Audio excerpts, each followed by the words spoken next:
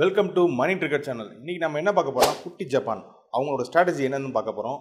குட்டி ஜப்பான்னா நம்ம வேறு எந்த ஊர் சொல்லலை, நம்ம சிவகாசியில் மெயின் வந்து பட்டாசு தான். அந்த பட்டாசு எப்படி சேல் ஆகுது, அந்த ஸ்ட்ராட்டஜி என்ன மாதிரி மக்கள் யூஸ் பண்ணுறாங்க, அதில் என்னென்ன பாதிப்பு இருக்குது, ஃபுல்லாக அந்த வீடியோவில் பார்க்கலாம். வாங்க வீடியோக்குள்ளே போகலாம். ஓகே, பட்டாசு. இந்த பட்டாசை ஏன் சிவகாசி மட்டும் மேனுஃபேக்சரிங் பண்ண முடியுது மக்கள்? ஏன் வேர்ல்டில் எத்தனையோ இடம் இருக்குது. ஸோ ஆனால் சிவகாசியில் மட்டும் எப்படி மக்களால் மேனுஃபேக்சரிங் பண்ண முடியுது? அதுக்கு பல காரணங்கள் இருக்குது.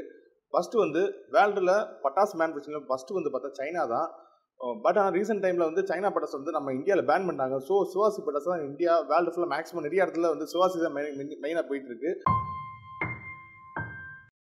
சிவாசி பட்டாசு பார்த்தீங்கன்னு வச்சுக்கோங்களேன், ரெண்டு விஷயம். அவங்கள்ட்ட வந்து பட்டாசு மட்டும் ஃபேமஸ் கிடையாது, இன்னொன்று நோட்டு அட்டைப்பட்டி பிரிண்டிங் வந்து ஃபேமஸ். இது எல்லாத்தையும் தெரிஞ்சு தான். ஸோ அதுதான் ஒரு நார்மலாக பார்த்தா ஒரு பட்டாசு மேக் பண்ணுறதுக்கு ஒன்று ரா மெட்டீரியல்ஸ் தேவை. Aluminium powder. அந்த அலுமினியம் பவுடரும் சுற்றி ஹார்பர் சின்ன சின்ன ஏரியாவில் வந்து ஈஸியாக வந்து சிவாசி மக்களுக்கு ஈஸியாக கிடைக்கிது.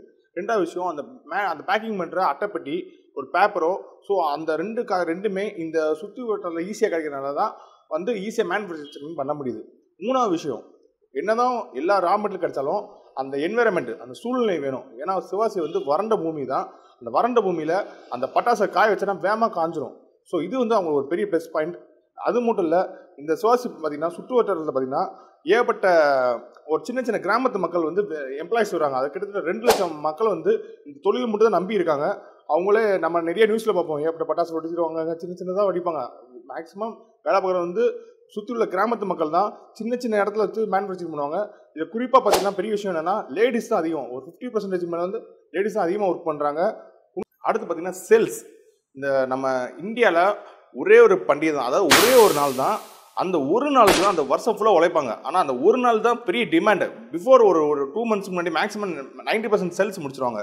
அதே போல் சேல்ஸ் அமௌண்ட் பார்த்தீங்கன்னு வச்சுக்கோங்களேன், நம்ம சிவாசியில் போய் ஒரு பட்டாசு வாங்குறீங்கன்னு வச்சுக்கோங்களேன், ஒன்றும் இல்லை, ஒரு புசுவன் டப்பாவோ ஒரு சங்கு சக்கரம் ஏதாவது ஒன்று வாங்குறீங்கன்னு வச்சுக்கோங்க, ஒரு 10 ரூபா தான் இருக்கும். நானே மேனுஃபேக்சர் இடத்துல பல இடத்துல போய் வாங்கியிருக்கேன். ஒரு டப்பா 10 ரூபா 20 ரூபா தான் இருக்கும். அதே நீங்கள் ஒரு ஷாப்பில் போய் வாங்கினா 100 ரூபா சொல்லுவான். அதே அந்த எம்ஆர்பி ரேட் பார்த்தீங்கன்னா வச்சுக்கோங்க, நார்த் இந்தியாவில் போய் செல் பண்ணுறது 2000 ரூபா. அதாவது அவங்க வாய்க்கு வந்த ரேட் தான் சொல்கிறாங்க. ஆனால் இதே நம்ம மேனுஃபேக்சர் போய் வாங்கணும்னு வச்சு ரொம்ப சீப்பு. ஸோ இது வந்து சேல்ஸ் வந்து அங்கே போய் வாங்கினா ரொம்ப பெட்ரு. கைமாறும், அதாவது ஒவ்வொருத்தவங்க ஒவ்வொரு புரோக்கர்ஸாக கொஞ்சம் கைமாற லாங்காக போக, ஃபாரின் போக அந்த ஒரு ப்ரைஸ் வந்து இன்க்ரீஸ் ஆகிட்டே போகும். மேனுஃபேக்சரிங் மேக்ஸிமம் போய் வாங்கினா ரொம்ப வந்து ப்ரைஸ் ரொம்ப கம்மி. 1 இயரில் பட்டாசோட சேல்ஸ் மட்டும் பார்த்து அமௌண்ட் பார்த்தீங்கன்னா கிட்டத்தட்ட 7000 கோடி ரூபா. அதாவது கவர்மெண்ட் லீகலாக சொல்கிற அமௌண்ட் வந்து 7000 கோடி ரூபா. நிறையா எனக்கு தெரிஞ்சு நிறையா பேர் பில் இல்லாமல் நிறையா ஓட்டிகிட்டு இருக்காங்க. அதெல்லாம் இல்லீகல் அமௌண்ட் எனக்கு தெரிஞ்சு ஒரு 3%, அது 3 மடங்கு இருக்கும். 7 to 3 கிட்டத்தட்ட ஒரு 20,000 கோடி ரூபா. ஒரு 1 இயரில் சிவாசி, அதாவது இந்தியா வேர்ல்டு ஃபுல்லாக உள்ள ஃபண்டு ஒரு சின்ன ஒரு சிட்டிக்கு வருதுன்னா பார்த்துக்கோங்க, அந்த சிட்டி எவ்வளோ ஃபேமஸ். அதனால தான் குட்டி ஜப்பான் சொன்னாங்க. கிட்டத்தட்ட ஒரு 7000 கோடி ரூபா வருஷம் லீகலாக வருது. இது போக இல்லீகல் நிறையா பில்லு வந்து நிறைய ஓட்ட வாய்ப்பு இருக்குது. ஸோ இது வந்து காம்படிஷன் பார்த்தீங்கன்னா இந்தியா ஃபுல்லாக வேறு எந்த பக்கமும் கிடையாது. மெயின் வந்து பார்த்திங்கன்னா ஒரே ஒரு நாள் டிமாண்டு தான்.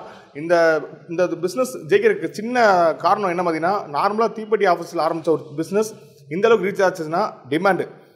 வந்து நார்மலாக அந்த சிவாசி பட்டாசு மூலமாக ஆரம்பிக்க முன்னாடி மேட்ச் இண்டஸ்ட்ரி ஃபேமஸ். அந்த match industry one of the டைமில் வந்து பட்டாசு மாறின காரணம் வந்து பட்டாசுக்கு வந்து டிமாண்ட் ஆச்சு வேர்ல்டு ஃபுல்லாக. ஏன்னா தீபாவளி ஒரு சீசன் தான்.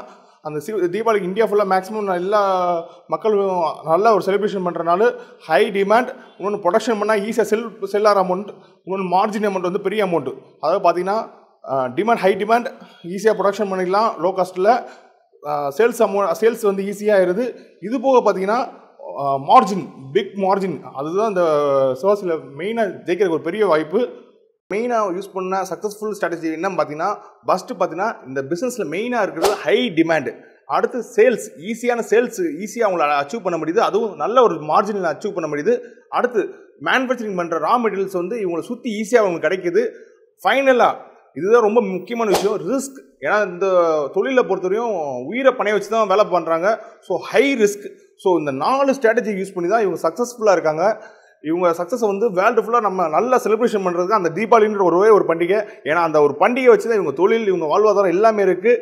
ஓகே, இந்த மாதிரி வித்தியாசமான ஸ்ட்ராட்டஜி தெரிஞ்சுக்க மணி ட்ரிகர் சேனலை சப்ஸ்கிரைப் பண்ணுங்கள்.